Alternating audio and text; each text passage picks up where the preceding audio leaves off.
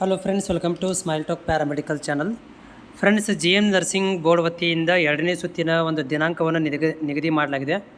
So 4ನೇ ತಾರೀಕಿಂದ ನಿಮಗೆ ಒಂದು ಆಪ್ಷನ್ ಎಂಟ್ರಿಗಳನ್ನು ಮಾಡಲಿಕ್ಕೆ ಅಂದರೆ ಆನ್ಲೈನ್ ಮುಖಾಂತರ ಕೌನ್ಸಿಲಿಂಗ್ ಇರುತ್ತೆ, ನೆನಪಿಟ್ಕೊಳ್ಳಿ. ಈ ವರ್ಷ ಹೊಸದಾಗಿ ಪ್ರಕ್ರಿಯೆ ಮಾಡಿರುವಂಥದ್ದು ಆನ್ಲೈನ್ ಮೂಲಕ ನಿಮಗೆ 2ನೇ ಸುತ್ತಿನ ಕೌನ್ಸಿಲಿಂಗನ್ನು ಮಾಡ್ತಾಯಿದ್ದಾರೆ.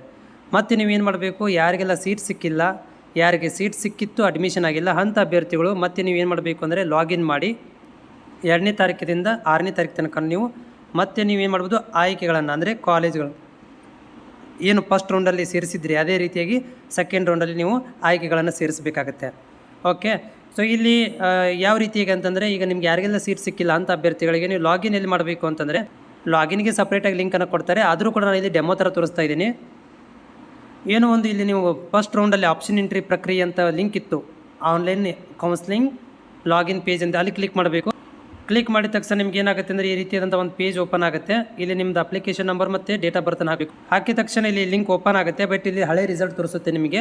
ಫಸ್ಟ್ ರೌಂಡಲ್ಲಿ ನಿಮಗೆ ರಿಸೆಲೆಕ್ಟ್ ನಾಟ್ ಅಲೋಟೆಡ್ ಅಂತ ಇರುತ್ತೆ. ಇನ್ ಕೇಸ್ ಆಫ್ ಅಲೋಟೆಡ್ ಆಗಿದ್ದರೂ ಹೆಸರು ತೋರಿಸಿರುತ್ತೆ, ಅದು 4ನೇ ತಾರೀಕಿಗೆ ಚೇಂಜ್ ಆಗುತ್ತೆ. ಈ ಭಾಗದಲ್ಲಿ ಇಲ್ಲಿ ಕಾರ್ನರ್ ನೋಡಿ ಏನು ತೋರಿಸ್ತಾ ಇಲ್ಲ, ಆರ್ಡರ್ ಕಾಪಿ ಅಂತ ತೋರಿಸಬೇಕಿತ್ತು, ಆಪ್ಷನ್ ಎಂಟ್ರಿ ತೋರಿಸ್ತಾ ಇಲ್ಲ. ಅದು ಲಿಂಕ್ ಅಪ್ಡೇಟ್ ಆಗುತ್ತೆ 4ನೇ ತಾರೀಕಿಗೆ.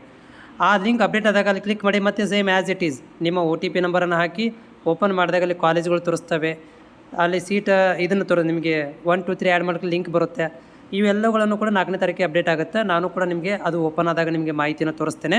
ಬಟ್ ಇದು ನೀವು ಆನ್ಲೈನ್ ಮುಖಾಂತರ ಈ ವರ್ಷ ಕೌನ್ಸಿಲಿಂಗ್ ಇದೆ. 2ನೇ ಸುತ್ತನ್ನು ಕೂಡ ನೀವು ಆನ್ಲೈನ್ ಮುಖಾಂತರ ಮಾಡಬೇಕಾಗುತ್ತೆ. ಎಲ್ಲರೂ ರೆಡಿಯಾಗಿರಿ.